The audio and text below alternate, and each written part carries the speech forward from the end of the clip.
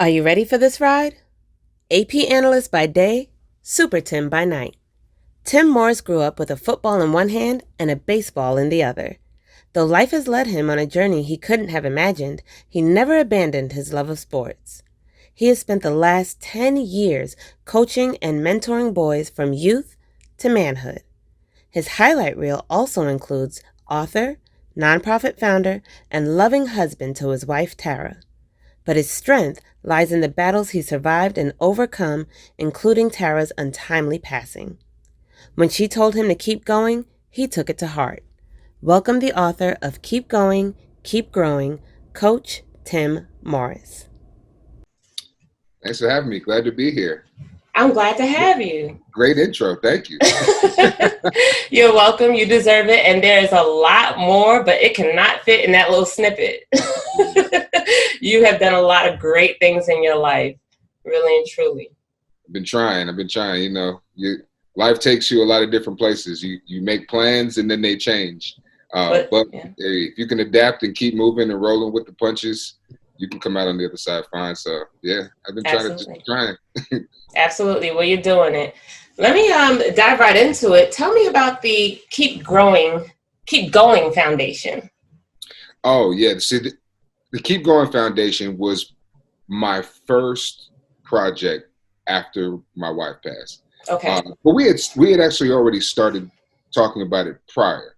Her passing just kind of pushed me out there to go do it. But I have been trying to help athletes stay involved in sports ever since I started coaching. When I started coaching, it wasn't on anything noble or I was trying to do anything great. I was bored. Okay. I would go home. I'd go to work. I'd come home. I'd sit on the couch, and I would do that every day. And I was like, I'm not doing anything. Like, there's nothing I'm doing matters for anything other than me just living day to day. And literally, right, still where I live now, area, I mean, there was a sign that said that they were looking for coaches. Passed it every day. One day I took down the email address, sent an email, and 6 months later, they emailed me back. Oh, wow. But they asked if I'd come to a meeting. I came to a meeting, and next thing you know, I'm coaching. And the first thing I noticed the very first day I went to a practice is this one kid from South Georgia had just moved to the area. Mm-hmm. He didn't have any cleats on.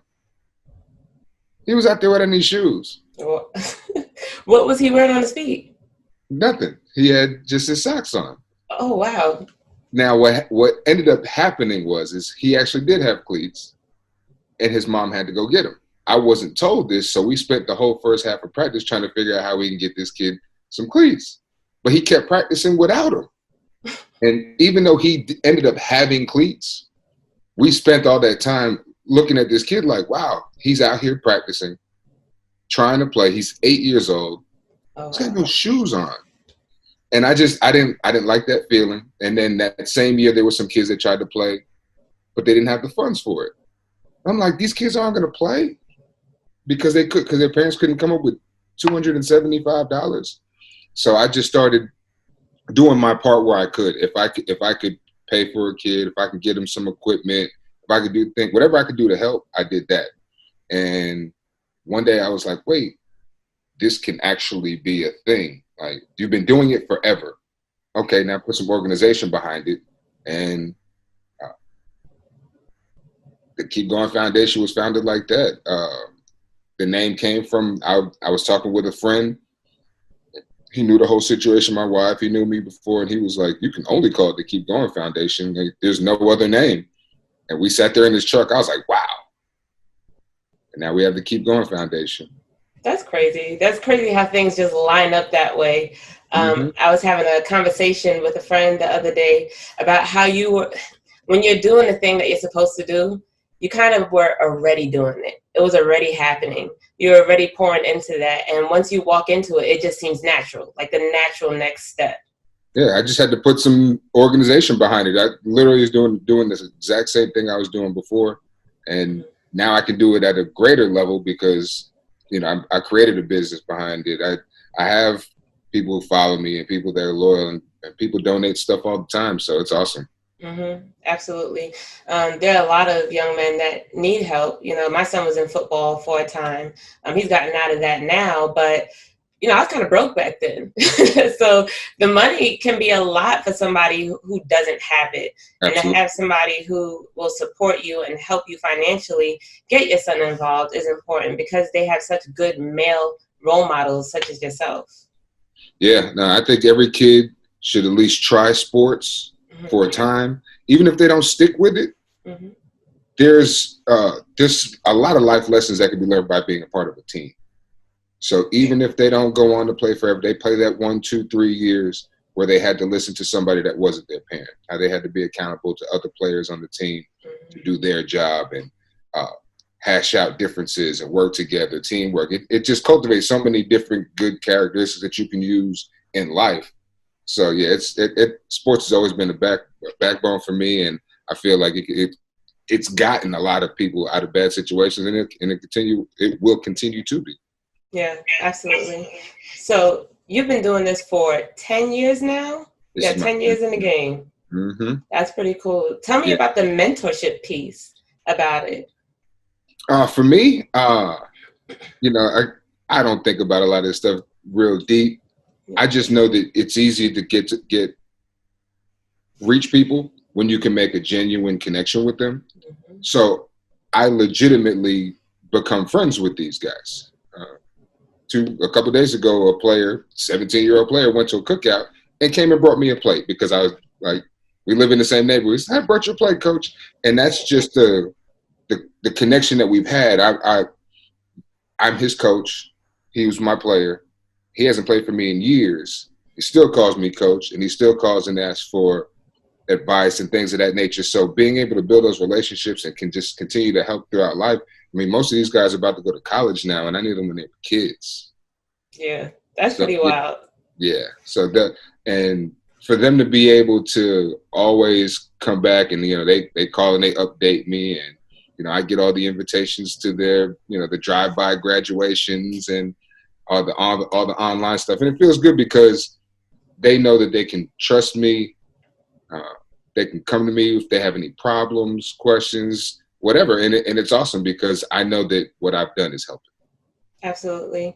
I don't know the experience of coaching, but I used to teach kindergarten in New York over 10 years ago. And so my oldest students are now going to college, and it's just crazy seeing them from 5 and 6 years old to towering over you and just so intelligent and beautiful. It's an awesome feeling. And like you, I didn't realize that I would have even enjoyed it. I got into teaching because my mom worked there, and she said, would you like a job as a teacher? I'm like, yeah, why not? But I just loved them. My first year there, I cried when they graduated. I'm like, no, don't leave. Yeah. I have a lot of friends that are teachers, and they have those connections, and, and they're sad when their students leave. So oh yeah, I get it. I mean, I get sad sometimes when my players are gone. I'm like, dang, I like these guys. I know I'm a whole new group, but you get attached to each group differently. So, yeah. That's true. What experiences would you say you had before adulthood that led you into coaching? I think the main thing is I grew up playing baseball, football, of course, and all of my friends, our coaches coming up were always our dads. Our dads coached us all the way up. And as I got older, what I noticed is there wasn't anybody there that wasn't a dad that could be there to help. And I noticed that, you know, being able to not have dads involved all the time is a benefit. The first coaching job I got, it was in a league where dads were not allowed. That's how they found me there, because they knew I didn't have a kid. And you said dads weren't allowed? Yeah, as coach. Okay, cool. So they go out and they find non-dad coaches, and it gives you a completely different perspective when you don't have a kid on the team. I mean, it's just this is what it is. You know, you grow up with your kids. Like, you'd be a little biased if you if you're a parent. So when I would look back when I was coaching and seeing and reminiscing about how it was when I was those kids, there wasn't anybody that came and took us to the field and got extra practice. My dad was at work during the day, so he wasn't able to do that. I just went out with my friends, which works. But when you can have somebody that has a certain level of expertise and can really go deep and teach you, like, you can get so much better. Like, doors open, everything's better. So, and I didn't see that. So I was like, well, maybe I can provide that we didn't have. And Right. that's what really made me want to keep doing it. I was like, the first year I was the first year coaching football, I was the only non-dad coach out there. Mm-hmm. Out of all the teams, I was the only one that wasn't a dad. Yeah. And they quickly figured out that it's probably best that we have a lot more people that were non-dads, and they ended up changing the rules. I get that. I'm biased. I have a son, It's natural. It's absolute, like, people get mad. Like, I'm like, that's your son. That's your daughter. Like, you're going to be partial. Like, that's why you need me. Yeah. Absolutely. What do you think you'd like to change in the young men you're around, in their lives, by being such an impactful part of it? I would like to get them to understand a little bit more about longevity, being able to build for the future. A lot of the young people these days are really just here in the right now. It's kind of the culture that's been brought up through social media and everything. Just the information is just so quick and easy that they feel like everything's going to be that easy. But when you get a real struggle and something really happens, none of that's going to help you through it. And that's where you need to be able to grow and become a man and be able to figure and work things out. So, it's kind of, you deal with different generations. So, you got to kind of approach it. But, yeah, that's kind of, that makes sense. That makes sense. That this is the microwave generation. I think my generation is pretty microwave too. We're used to instant, quick, fast, and not having to put in that long work, the long, hard work. So you are showing them that through practice and hard work and effort that they can come out on top. And I think what's also an integral part of football is that even your losses can be a lesson for the next game. If you want to look at life as a game, for the next game, your losses can definitely improve on that. Yeah, it may be a cliche, but it is true. You don't lose, you learn. If you're not able to take something away from it, then that's where you lost. You may have been outscored on the court or wherever, but there's something you can take from that that's going to make you better in the next one. If you didn't take anything from it, then yeah, you lost then. I agree. So you're working, you're coaching, you're mentoring, you just kind of happened upon it, dialing a number and getting a email back 6 months later. And while you're on your journey, you run into your twin flame, as you call it. Yep. So tell us about your wife, Tara, and what that type of love feels like. This is, I feel like this is one of them stories that you can that itself could all be like a movie or something, because you'll never find two people more different. When I say more different, like, we wouldn't even have liked each other had we met in really any other capacity. Just the kind of people that we were. I didn't like how she did things, and she didn't like people who did how I did. But somehow, just through the internet, where you can talk to somebody but not actually meet them and be around, we met, and she was a very aggressive person. So she wasn't really too much for let's chat back and forth here and there. She was like, so when we going out? Mm-hmm. And I hadn't even thought about that part yet, because of course we're just talking on the internet. But because she challenged me, she in my face challenged me, when are we going out? You need to pick a day we're going to go out. Okay, want to go out Friday? And even though I was in not really a great position to be dating, she boxed me in a corner. So I made it happen. And it was the best decision I ever made, to like finally just go do something. Like, okay, this person wants to meet you, go meet them. And from the moment we met, it was a connection. We didn't agree on a lot, but it was cool. And the best thing is it's good to agree with everybody, but if you can disagree with somebody and still be cool, yeah, that's a different kind of relationship. And we quickly figured out that we might be actually made for each other, as odd as it is. And we just kind of made a commitment to do everything we could to make it work. We would be completely honest, good, bad, or indifferent, and we both kept to it. And she changed my life. Yeah.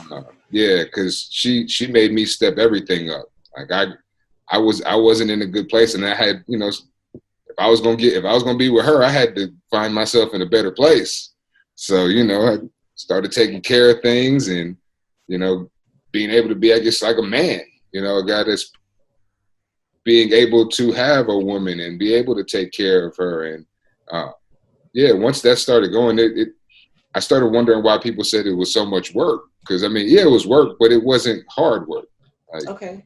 I enjoyed it, and she enjoyed it too. And it was a partnership. And yeah, like, I definitely wouldn't be able to do anything I'm doing now if it wasn't for her.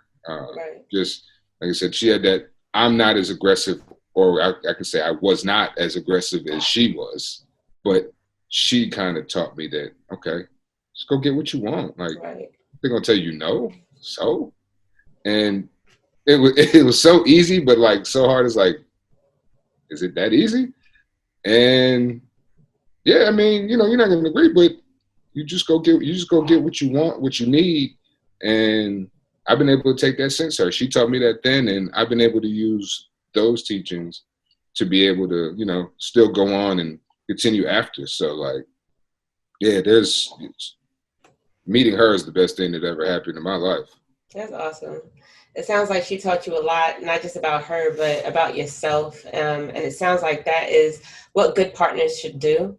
And I heard you when you said you hear that people say it's work, but it didn't feel like work to you. It reminds me of a saying my mother always said is, do something you love and you'll never work a day in your life. It's not that you won't work, but you enjoy the process. You know the results you want to achieve. So with her, there was some work, but it didn't feel like it because you both had a common goal. Oh yeah, it was, yeah, like even in the bad times. Because I'll be honest with you, I don't know, no less than maybe 10 times while she was sick, she tried to make me leave. She was like, nobody should be able to, nobody who's able-bodied and able to live their life should go through having to do what I was doing. And she tried to make me leave. Like, it go off on me, everything. And those days were bad, but at no point in the bad did it feel like it was about to be over. Like, I wasn't about to leave. I wasn't about to go. Like, all right, we upset for her. I'm about to go out here in the living room. I'll come back in a minute. It'll be all right. We'll just keep it going. And that's how it was. And that's what made it great. It's like no argument lasted longer than, maybe 30 minutes after being mad. And then, okay, all right, we good or we not? We got to finish. We good. All right, good. We good. Let's go get something. That's pretty awesome. So you mentioned that she was going through some things. What was it that she was going through? She had, prior to me meeting her, and when I say prior, like we're talking weeks prior, she had just beaten breast cancer for the first time. She had been diagnosed about 18 months before. She had gone through. She had done her chemo. She had had a double mastectomy. And when I met her, she was literally finishing up. I think it was like her last 2 weeks of radiation. Because I remember she, like, on our first date, she still had the little stickers. Yeah, she used to keep that. She kept trying to keep them covered. But so she had breast cancer. She beat that, and then it came back as metastatic bone cancer. Okay. So essentially, the cells spread into certain areas, her bones, and then eventually, she metastatic bone cancer is weird because, like, there's people who live with it forever. Right. And then there's people that don't. And it was just an aggressive form. So it would come, not that it would go. She'd have very good stretches for months, and then she'd have really bad stretches for months. And then eventually her body just gave in. It had been so long. She had been fighting for so long. It had taken so much out of her. It's just, Yeah. just getting in. Mm-hmm.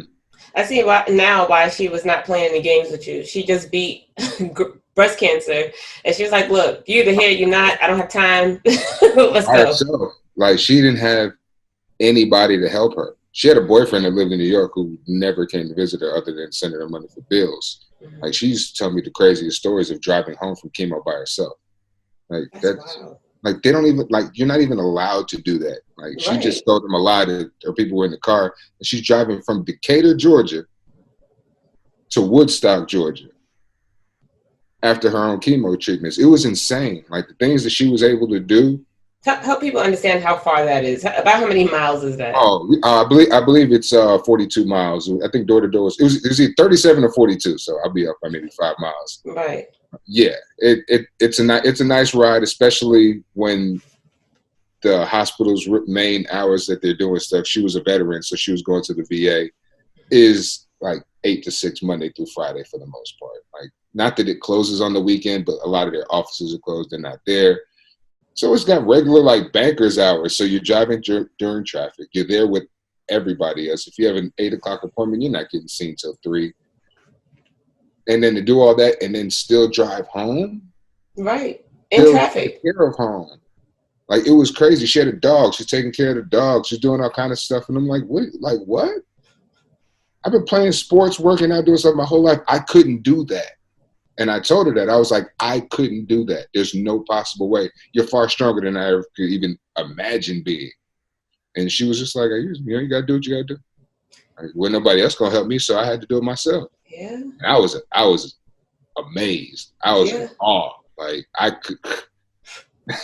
I'm amazed. Even to this day, I'm like, I couldn't do that. Yeah. I couldn't do it. No way. Because she was taking chemo, right? Mm-hmm. And that's draining. The most aggressive, the most dangerous chemo. I forgot what anybody who's had it before knows. It's got a crazy name. Like, you're going to do that to me? It's like some crazy name, Devils. I don't know, something crazy. It might not be that bad, but it's a crazy name. That the name would scare you. Right. And that's the kind of chemo she was on. I'm like, yikes! Wow. Yikes! And yeah, I couldn't do anything but admire that. She told her friends that the first time I went to the bathroom on our first date, she texted a friend and said she was in love. She was going to marry me. Like, I probably was at the same place already. Really? Like, I just heard the most amazing story I'd ever heard somebody tell me, and I was like, part of it. Yeah, that's dope. That's dope. I mean, I guess you do have to find the strength to do what you need to do. It does sound impossible. It does sound very impossible. I've never experienced chemo, but I hear it is draining. Oh, it's so hard on your body. It's so hard on the good cells in your body, trying to take out the bad cells. It's right. And then for her to drive home in traffic, almost 40 miles away, that's a lot. But she did it. She did it. And on day one, she put it all on the table. She was like, look. We had been at the table like 10 minutes. She saw me look at this thing. She was like, all right, look. I was like, wow, okay, cool. All right, cool. And I had recently, both of my parents had just had, I'll call them scares, because neither one of them ended up being full-blown cancer, but they both had cancer situations in which they had to go in and get minor surgeries. So I had kind of seen it already a little bit. So I was like, man, both my parents have kind of dealt with this. This was completely different, of course. I didn't know that at the time, but I was like, things happen. Like, I've been around it. It's cool. Like, we'll be all right. Right. So ultimately, and you did mention it, Tara did not win the last battle with cancer. Can you tell us what that was like? That was tough. That was tough because there were signs that she'd been bad before, but there were some different signs that were scary, and nobody could ever give you a real good answer for. and I was being positive in that we were still trying to build her strength back up, when really when it came down to it, we were really just kind of keeping her comfortable. Mm-hmm. And yeah, the doctors, they didn't say that they never told me that she wasn't going to get better. They never said that, but they changed the conversation to comfort. They knew who she was, so they made sure they chose their words carefully. So they never really gave us the darker side of what they were insinuating. They didn't want that kind of smoke with her. She wasn't trying to hear all that. She didn't mind telling them. Right. But yeah, it was a fast but slow kind of withering process. Like, she was good, and then she was bad, and then that bad got worse fast.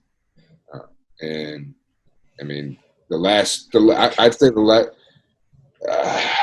call it 36 hours. I believed it, and I'm not a medical professional at all, but I was there. I just, like, the last 36 hours was basically her passing. Like, life was leaving her for what I call the last 36 hours. And then just didn't wake up. Right. I read that portion in your book, and I have not experienced that type of loss. But when I was reading it, I felt like I could feel how you felt. You did a very good job of putting the experience down on paper. I have experienced loss. You and I have spoken about it before. My son's father passed away in 2009, so 11 years ago. And his was sudden. He was shot, he was murdered, and I got a phone call. So I didn't see him, I didn't speak to him. It's just 1 minute he was here, and the next minute he wasn't. So when I get this phone call, it's one of his best friends. And I'm cursing him out, calling him a liar. You don't know, you're not there. He tells me where Sean is. And I remember speeding to the location where he was. And I get to the block, and it is the most crowded I've ever seen that block. Everybody I know, people I don't know, are outside. There's ambulance lights and police car lights and things like that. And it was almost like slow motion, getting out of my car and walking over to where he was. Because in my head, he wasn't dead, and everybody was wrong. And I was going to go over there and just make sure he was all right. So I remember getting to the corner, and a friend of mine made eye contact with me and just put his head down and just shook his head. On the other side of the police tape was another one of his best friends crying uncontrollably. I'm angry because I just feel like, no, y'all don't know. He's not dead. That's not possible. And so I'm asking him, like, what happened? And he keeps crying and not saying anything. And I wanted to hit him. That's how I felt. You know, you deal with it differently. Yeah. But I wanted to hit him. I'm like, stop crying and tell me what happened. And I say, like, where's Sean? And I remember them pointing down the block. Now, there's another set of police tape, but I'm going over there. Ultimately, police stopped me, and it doesn't really set in at that moment that he's gone. I know that he's in the car that he had been shot in, but it doesn't really set in. I'm kind of like in shock. Wow. His mom, his family's out there, they're crying. I'm consoling them, but it just still didn't really hit me yet. I know what they're saying, but it just doesn't feel real yet. Yeah. So going past that part, I entered a brand new stage of life. The difficulty, when it does set in, that feeling in the darkness is hands down the darkest moment of my life. Yeah. And I feel like people need to hear what that phase looks like for people like you and I, so that they don't feel alone, so they don't feel like, well, I'm crazy, nobody else does this. People just wake up the next day and they're good. Can you? It's not. No. It takes a while. Yeah, no, it does. So you were saying, what was that feeling? What's that feeling of? What was that experience like for you? What is? Ooh, Just it explain it was. best you can. There was like I don't want to say I was in disbelief, being that I was there. Mm-hmm. Kind of the way that it went leading up to that was is we at that point we didn't sleep in the bed anymore. She couldn't go upstairs, so we just slept on the couch. We just kind of made the couch up for her. So it was a sectional couch. So we has the long part. She would lay there, and I would typically lay on the other end. But that night she couldn't. She couldn't sleep. She couldn't. She was restless. She couldn't go to sleep. She couldn't get comfortable. Everything was bad. She just could not get to sleep. We went a few hours trying to get her to sleep, and she fell asleep in an upright sitting position. Okay. And she was kind of leaning on me. So in order to, of course, to keep her comfortable, I didn't move. So instead of laying on the other side of the couch, we were in contact. I just, my last words, I guess, that she would know as I leaned over, kissed her on the cheek, said, good night, I love you. And then I just, leaned my head over, went to sleep. When I woke up a few hours later, though, she was still in that same position, but something was odd. I could tell that it was weird. I tried to, check on her, and she wasn't responsive. So now, knowing the situation, a little bit panicked, trying. Okay, now I know it's serious. Calling 911, CPR the whole nine. When they come and they take me outside, that's when it hit me. I was like, she was probably already dead while I was trying to, revive her and bring her back. And now professionals are here and they're looking panicked. And I'm not. And literally, I was they took me outside. I was on my patio, and I was the only one there. Nobody had gotten to me yet. And it was like that. I don't know if it's in a movie, in a cartoon, where the person falls and they're just spiraling down into nowhere. Mm. That literally was like that was what I was feeling. Like everything in the world was spinning. I'm like falling, and I can't do anything about it. And all I'm trying to do is breathe. Because my breathing got all messed up, and if somebody could reach in and grab who you are, the you part that's not the physical body, and just pull it out, that's what it felt like at that time. Like I was sitting out there feeling completely light, like physically light, like there's nothing left of me here.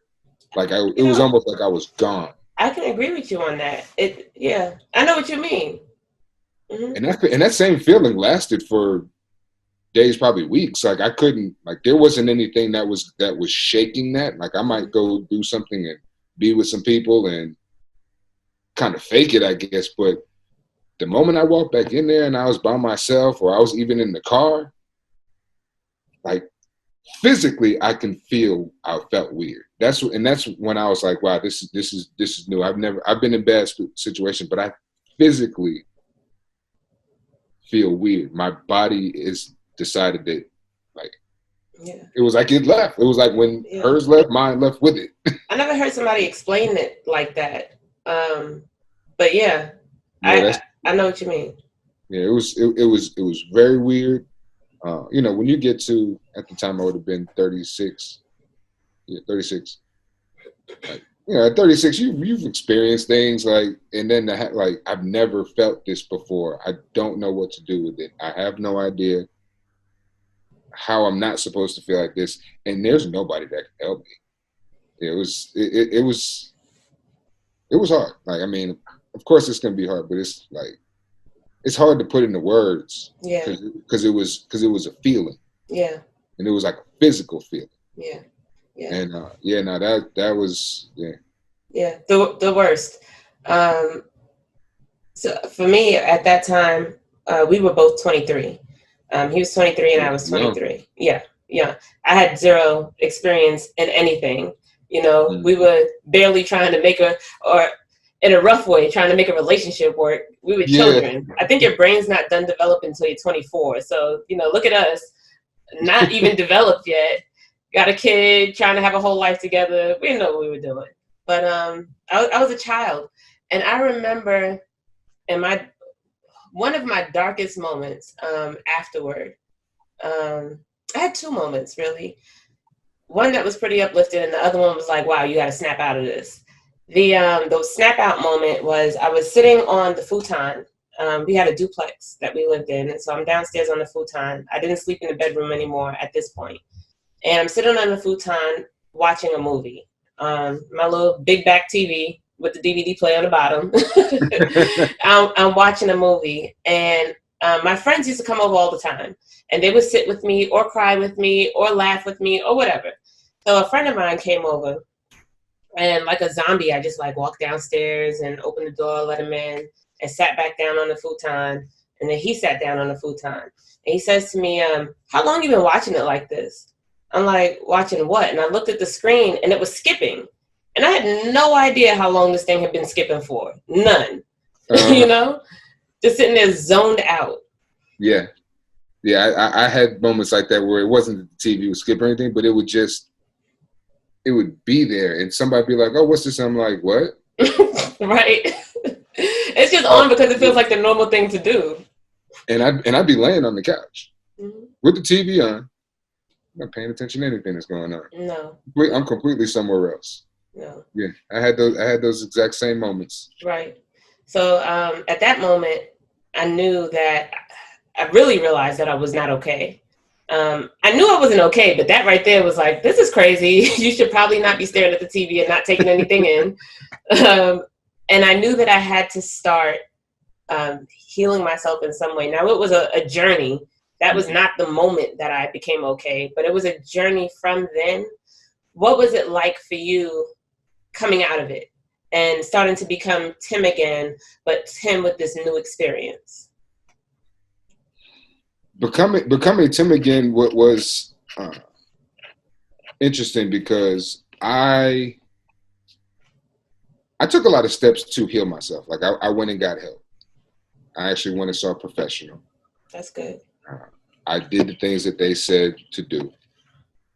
I stayed close with the people that I was close with, the people that mattered, that really cared and all that. Like all the stuff that they tell you to do, I did all that and it helped. But if I'm going to be 100% honest, I don't feel like I became Tim or the newer version of Tim, I guess, until the day I had my book in my hand for the first time. Like I was able to act and play and, give off like everything was good, but I can't say that I remember an actual morning that I woke up and I said, today's a good day. I feel like today's a good day. I felt like something positive. Like today was like having that feeling of like that feeling when people are like, it's going to be a great day. I didn't know what that was. Yeah. And the first day where I felt any kind of like release, happiness was the first day I had the book. And that was because I knew that I had actually finished something and I had fulfilled the promise. And I think part of the reason why it took me to that point to, I guess you could say, almost walk out of darkness was I made a promise to her that night, the next 30 nights, and so on and so forth, that I was going to do X, Y, Z. I was going to do this. I was going to do that. And none of that happened for a long time. So I was, in my eyes, I was a failure, a complete failure. I knew that I knew I was going to be the only one that can get me out of it. But being because the book process wasn't easy. It's far more than just the writing, just like the business end and all the, copyright and everything that you got to do. So I hired some people to do that, and it wasn't cheap. But the way it worked out, I didn't have any money at the time I was about to sign up, so I wasn't about to put down nothing. They just happened to be booked up for the next 5 months. They couldn't even take new clients, so they were like, "We'll do a contract, and once your contract starts, which would have been in that January, that's when payments will start. So I was like, I got 5 months to make sure I got that money. All right, fine. I'll pay myself in the corner. And that decision right there was one of the best decisions, because if I had a way out, I probably wouldn't have done it. I probably wouldn't have finished. Right. But I made sure that I gave myself no way out. You have to do it. You got a promise. You put money in that you really ain't got. And you've tried everything and you're not okay. So like, finish something. See if that helps. Finish something. And the day that I opened that Amazon box and I pulled the book out, I was like, wow. And I let a couple tears go, and I was able to like smile. I was like, still didn't have any money. Still things weren't in a great place. But I was like, all right, I did that. Yeah. You telling me I can't figure out how to maneuver and get things done and right. Get myself in a better place. And I believe that shift from the dark to the light is why everything has been able to work since then. Mm-hmm. Why I've been able to kind of get everything back together, because I mean that cloud is a hindrance all in itself. It's dark. Yeah. I'm going to touch on this subject one more time, and we're just going to move on from that. So in listening to both of our stories, I'm going to assume that people are like, wow, that's a lot, that's heavy. But it can get heavier. I'll give you an example. So in 2009, when he passed, I lost my job. I could no longer afford the place that I was living in, and ultimately had to move to Georgia to move back with my mother. I had been out of the house since I was 18. I always have a job, have a car, all this stuff. My car was repoed. I couldn't afford where I was living. I moved back in with my mother. When I came to Georgia in 2010, I was depressed for the whole year. I got here August of 10, and to July of 11, I was just depressed. I wasn't doing anything. I wasn't looking for a job. I wasn't trying to get a job. And that wasn't who I was as a person. Mm-hmm. But I just didn't want to. But in July, I had gotten my tax money back. And in July, I don't even know what came over me. I just felt like that's enough. Okay, it's time to find a job now and go do what you need to do. So I got a job in July and I moved out in August and just been climbing ever since. But I think I just got tired of myself. Mm-hmm. The nightmares, I would try to sleep all day and just have nightmares all day. So you're escaping reality by sleeping, and then you sleep, and then you're having nightmares. Yeah. Nothing's helping. It's like a weird cycle that's going around. It's ridiculous. So, just in sharing, how my life still kept dropping off, tell us about the experience you had with your living situation and how you came out of that, what that looked like afterwards. Yeah. Actually, I thought everything was going to be okay in that realm, at least. After, but it kind of shows you how just maybe not being clear-minded all the time, or even obsessing about certain things, can kind of be a detriment in trying to fulfill some of the promises that I made to her. When I started the foundation, I started doing things like I wanted to be active. Like I had been being active to stay busy and keep my mind away, but now I'm trying to be active. I got to do this. I got to do that. I got to do this. And the ideas were there, but I didn't have any real help, which by trying to put on these events and do these things without any help, I was just completely just stretching myself, not noticing what was happening, not really being able to get a grasp of it. But, once that snowball starts rolling downhill, like, it get bigger and out of control quickly. So after I put on an event, still proud of it to this day. It was the first event I've ever put on. Did a casino night fundraiser. It was cool. It could have been more people. It was just probably ill-timed. It was cold. It was right by Christmas. So it probably wasn't the greatest. Even stuff like that, it wasn't probably the greatest, but I had to do it. Right.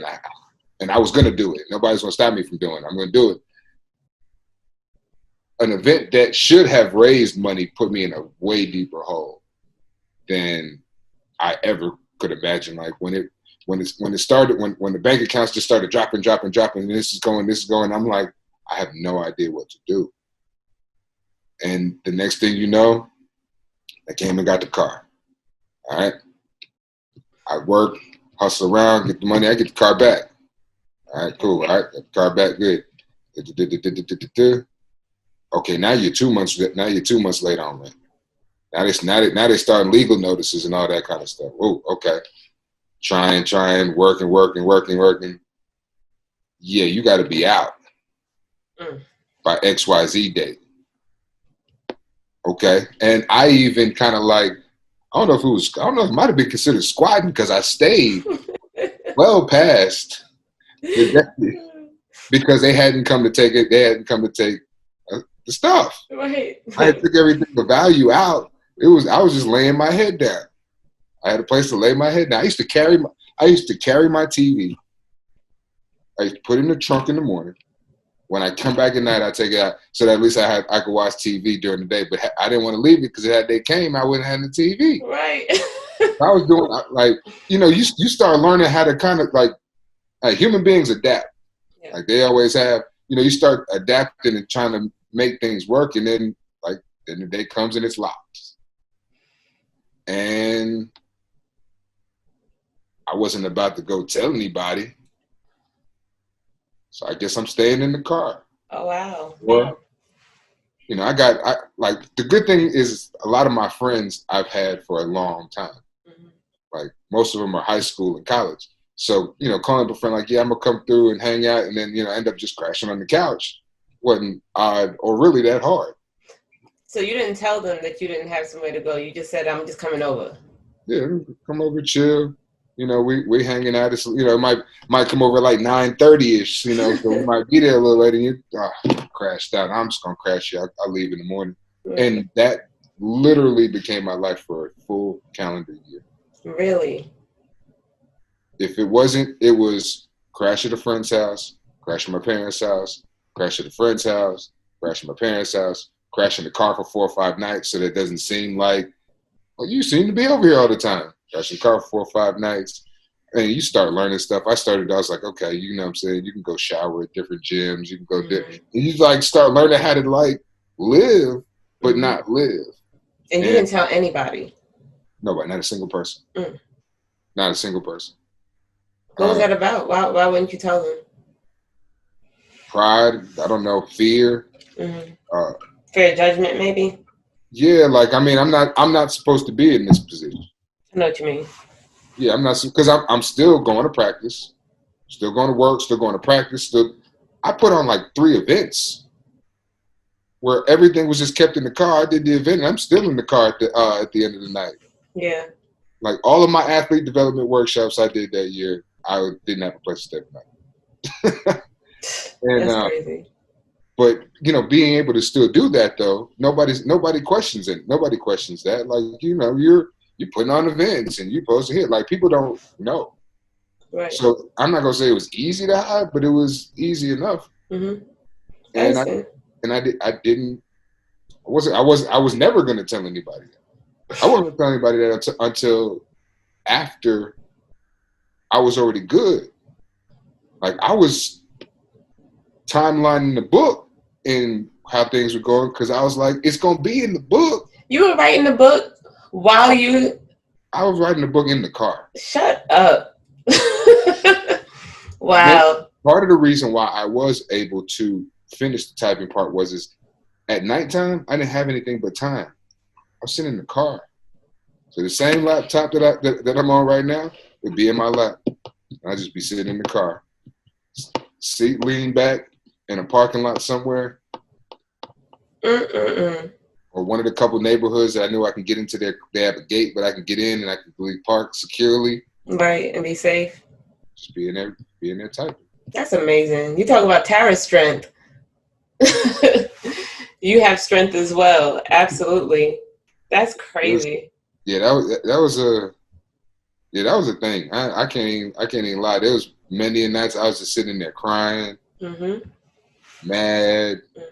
They tell you that when you do good and you bless people and you do things, it's gonna come back. Right.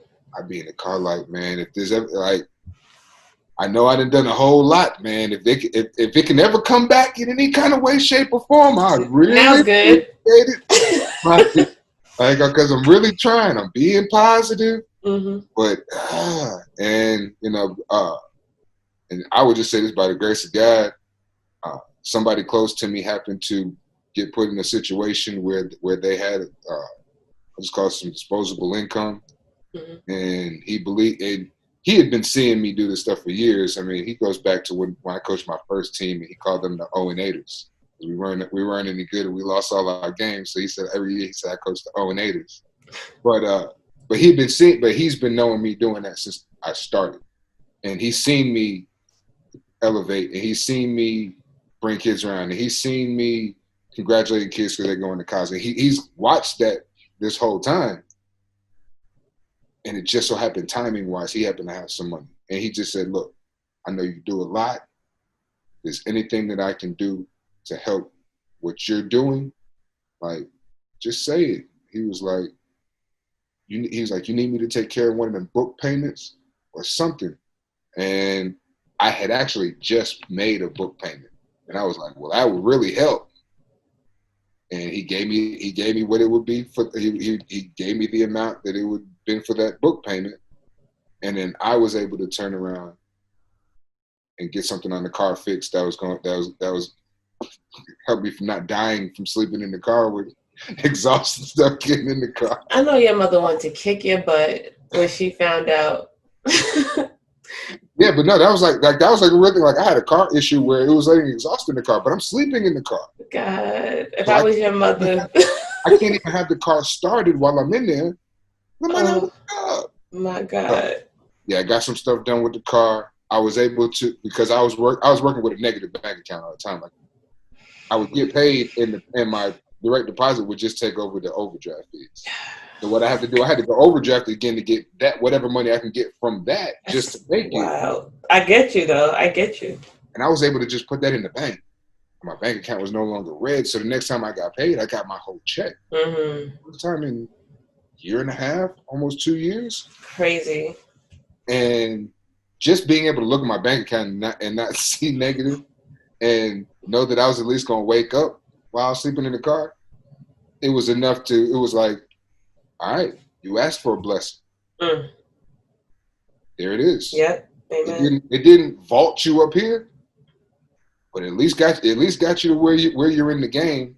And one thing, I'm good at keeping my job, so I've been at my job for a while, and the way timing wise happened, and I guess here go the blessings, they come. Got a raise and a bonus at the same time. Didn't actually see I always know they're coming because I do numbers, but they caught me slipping. I had no idea. So it was like, boom, there was an extra little bit of money. Okay. And my check's a little bit bigger. And I'm like, whoa, okay. And I just started doing the things that I always said. I was like, when you get it back, you're going to do everything smarter. Like, do everything smarter. And next thing you know, everything is pretty much is that good. And I was like, wow. Right. But I noticed you kept busy. You had your job, but you also had your foundation. You were involved with Hotbed, Rap Life. You had your hand in a lot of different things and stayed active and stayed busy, which can be helpful on that journey. But you're also affecting the community in such a positive way, which is very admirable. Yeah, and it's really crazy. And I guess I can kind of maybe attribute this to just the people who, like my parents and the family and friends I was around, that the collective group of people that raised me. As bad as it wasn't hard for me to turn and look and say, wow, that person's in a worse position than I am. So, like, one, I can't sit here and just dwell on it because there's always somebody that's in a worse position. But, like, you want to help that guy, but how can you help that guy if you can't help yourself? Mm-hmm. And I had to figure out how to be able to do both. And, it's life learning lesson. But being able to look at those folks while I was doing it and say, wow, they're even worse off than I am. Like, I might not have a place, but I really have everything else I need to keep going and keep moving. They don't even have that. Right. All right. But you're not going to be able to help him unless you can help yourself. Right. And I had to start helping myself. And, one thing leads to another. And then I guess those blessings started kind of coming at the same time because the book came and that worked, and then oddly enough, I mean, it's not a positive, but me personally, the effects of the pandemic were not. I didn't feel what those 40 some odd million people who had to file for unemployment felt. Like my job literally said, okay, yeah, I haven't worked from home, but you can. Here's a laptop. Here's 20 minutes of training. I now go home and work. And I've been working every day. So I didn't decrease any kind of pay, but yet I'm not spending as much. Of course, you're not out and about. So I'm saving. Mm-hmm.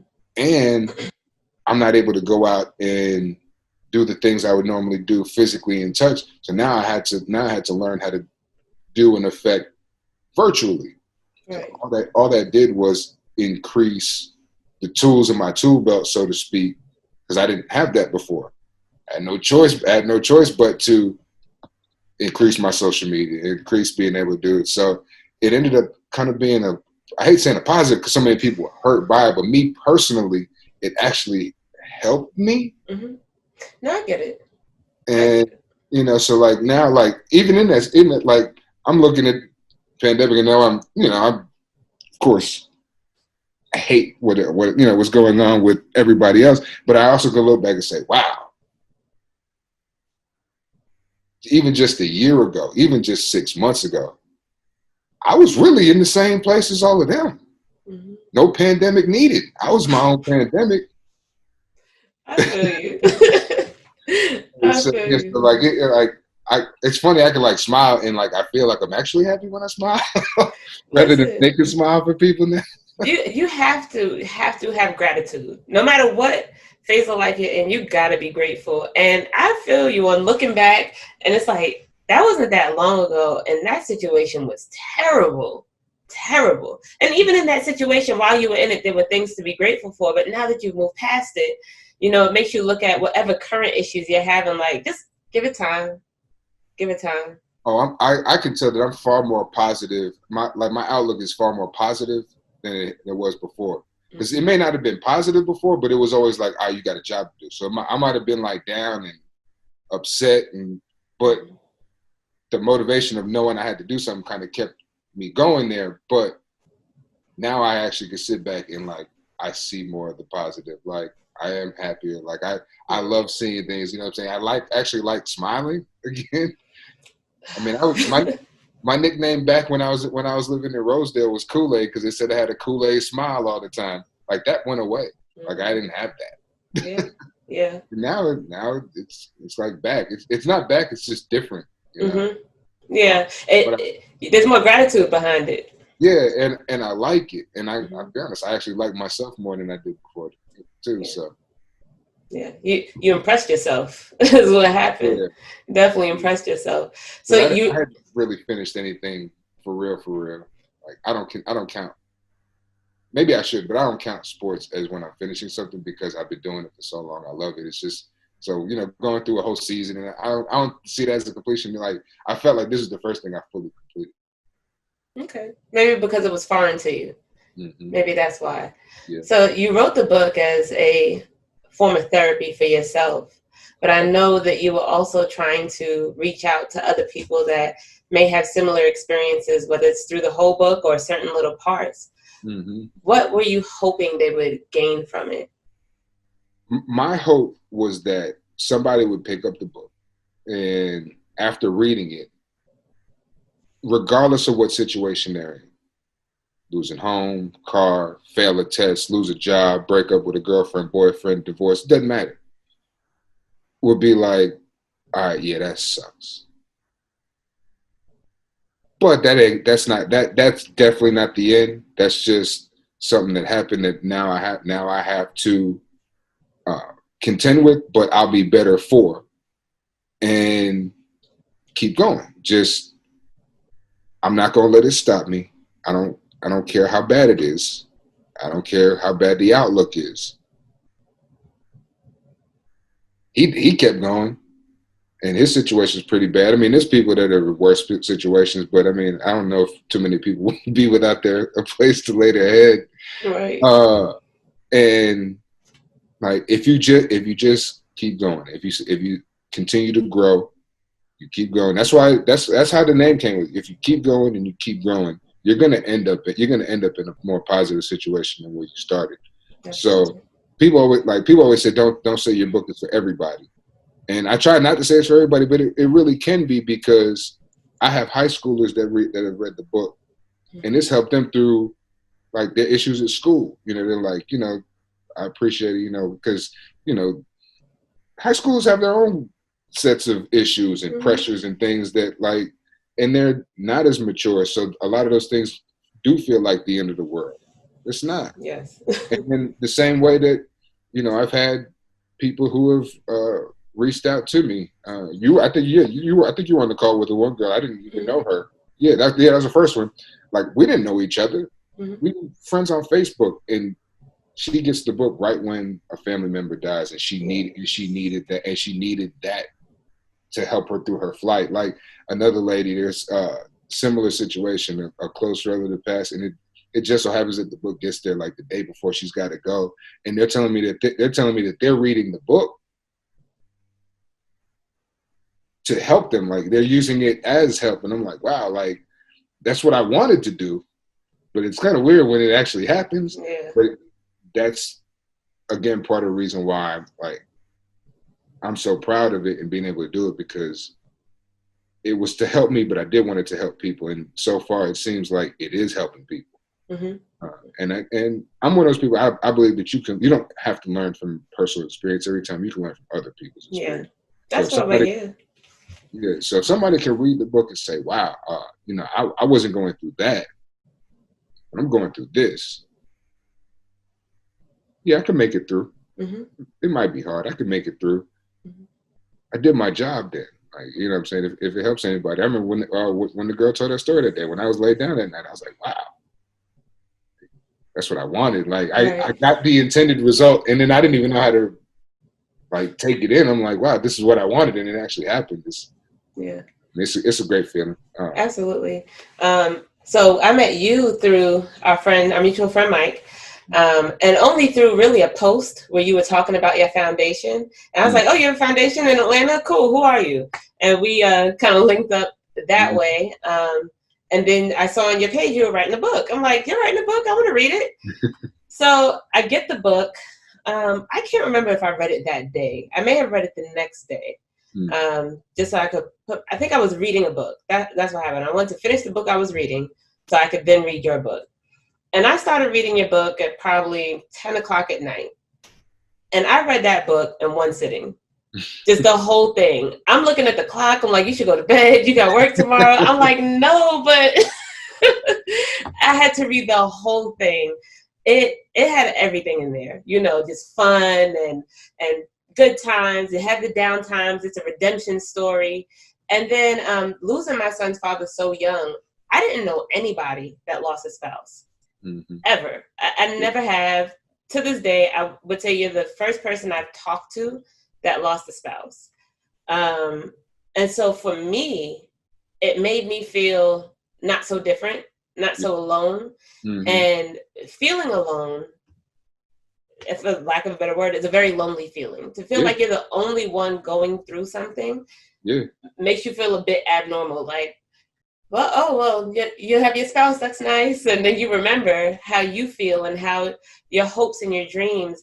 But to watch you go through all those things and still strive and be making a difference and doing well in your life, it's inspiring. There are times that maybe I should just look at myself and say, Keisha, you're doing it right. It's hard sometimes. It's hard. It is, and it's inspiring to look at somebody else that has done the same thing. A different person would get through what you got through and then just keep it to themselves and only elevate themselves. What is it that makes you want to bring other people on this journey to success and healing? I think, honestly, it goes back to this kind of theme that I've always just kind of had of wanting to help people. Like, I've never thought that I had any kind of like super abilities. Like, I was an athlete, but I wasn't the greatest athlete. You know, I was smart, but I wasn't the smartest. You know, I've always just, you know, I've always been like, I'm just a regular guy. Just a regular guy. Just a regular guy. But in that regular guy, like I've always tried to find a way to where this regular guy can help out somebody. And something about the feeling of being able to help somebody else, I just feel like I feel like it's a natural human instinct to want to help other people. I think that the people who don't, I think that's kind of learned through just their experiences, and people have taken them down different ways. But I think naturally we want to help people that are like us. We're humans. We're not, animals. I think that people want to help, so I do my best to help where I can. I know that I'm not able to help everything, but everybody needs help. At some point, everybody needs help. So if I can be a part of it, I don't even need the credit. Like I'm good enough knowing that I helped them out. It makes me feel good.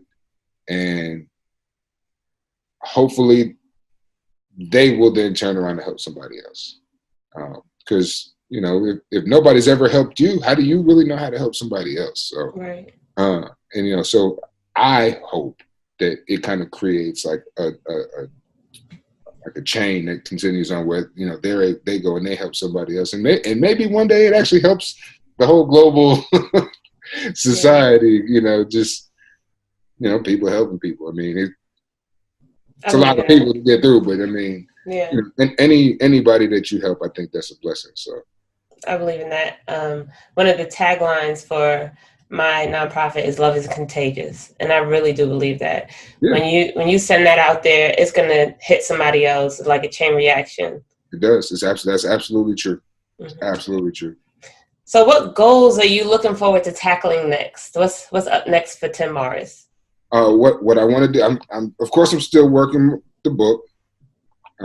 Now that things are starting to open up, I want to be able to expand the speaking side, which of course you kind of got to be around people and go to things and be in spaces and conferences to get there. So I'm hoping to be able to expand this by being able to do some more speaking, being able to do some more appearances, do things like this. Because the more people hear it, the more possibility there is for it to help. And everything I do kind of centers around it, because this is kind of helping on like an internal level. Mm-hmm. But this is really kind of just an offshoot of the fact that I still do everything under my coach Tim online, because like I say in most of my other interviews and podcasts I did, like I'm not just a football or baseball coach. I'm your local neighborhood coach. That guy that old days where, that guy that can come out and help all the kids and, wasn't weird and all that other kind of stuff, like was just out to help. So I do that on that side, like with training and workouts and all that. And then on this side, it's kind of an internal helping or healing. So I want to be able to use the things that I love to expand and help people. So if right now I've helped like 15, 20 people, my goal is to be able to help 15, 20,000 people, mm-hmm. million people if possible. Like that, those are things that help build your legacy. Those are the things that people remember. And I would prefer for people to remember me for helping people than, I'd love to be labeled as I was this great coach. That's awesome. Like I love sports. But if somebody could say that, put me in the category of like people who have like helped humanity more so than just entertainment and sports, like I'll take that. Because those are the things that like, at least for me, those are things that I would want to be remembered for. Absolutely. So it's expand. My goal is just to expand to the point of being able to really see change out, like away from the people that I know I tested. I know that it's spread out to other people. I can see people in another country, another state. That's beautiful. Doing better. That's beautiful. I see you have a football and a flag behind you. I do. You mind sharing that with us? It's actually funny because I really wasn't actually playing. It's funny. It's funny when you say it because football is easy because football and baseball, like I just don't have it. I've been doing football practice, right. But just like sports, just being kind of a base. And then as for the flag, it's interesting because that flag was actually on top of the refrigerator, but I was moving some stuff and just put it down real quick. That's actually the flag that was presented to me at my wife's funeral. She was in the Air Force, so that is actually the flag that's the flag that they, and I didn't know that, I had no idea that this was a full cycle of events when it comes to the flag presentation. When they pronounced her dead, and they asked if I wanted to come in and have my last little moments with her.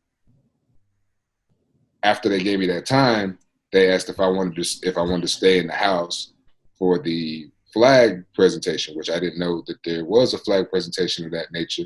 And that they actually brought in the flag. It's folded regular, like you would just fold like a sheet, and they go through and they actually unfold it.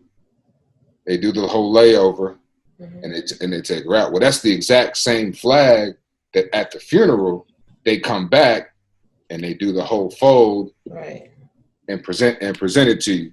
So I haven't had a chance to get a shadow box made so I can hang it. So I keep it on top of the refrigerator, and literally it just kind of ended up there. I didn't want to use it's weird how things happen. I just didn't want to use the blank background on the other side of the table. That side of the table, the light was going to be messed up, so I faced this way. And well, there it is. And so actually, no, those are actually two things that actually mean a whole lot to me. Sports. Funny how that works out. Yeah, that's awesome. I'm so grateful that she served. Tim, where can we find your book? Where can people buy your book? My book is available on my website. It's CoachTimOnline.com. It's also available on Amazon. I get it to you a little faster, but you can go to Amazon also. It's on my website is CoachTimOnline.com. You can also reach out to me on social media. It's Coach Tim Online _ on Instagram. And then you can just find me as Coach Tim Online on Facebook. You can shoot me a message, and I get a book out to you. You can go to my website. On my website, you'll find some T-shirts. I got one on now. Keep going, keep growing. They all go with the same theme. They're going to be keep going, keep growing. Positive messages that are you can wear on your chest and kind of make a positive statement. I actually wore this one to the beach a few weeks ago, and 3 people stopped me. They're like, "I love that," and I'm like, "Wow, it's really just my book cover." But yeah. But they don't know that. They just saw the words, and the words were enough to make them stop. So I like having that theme. So I got T-shirts and stuff on there. But on there you also see anybody has kids that athletes are training. All my training's on there, speaking's on there. But my command center is the website. I play it all the time. CoachTimOnline.com. And on social media, it's Coach Tim. It's Coach Tim Online on Instagram and Facebook? It's Coach Tim Online on Instagram. It's underscore at the end. So it's Coach Tim Online _ on Instagram. But everything else is just Coach Tim Online. Awesome. Tim, I'm so happy to have had you. Your story is super inspiring. It's inspired me and others. Sorry? I said, I'm glad you had me. This took me even deeper than any of the other ones did. And I like that because it's kind of it stretched me. It made me kind of go to some places where I haven't had to go verbally yet. I've done them in the book, but so I appreciate you for that because that was good for me. Good. I'm glad. And I know that it's going to touch other people and be inspiring and help them to know that they can keep pressing forward and keep going.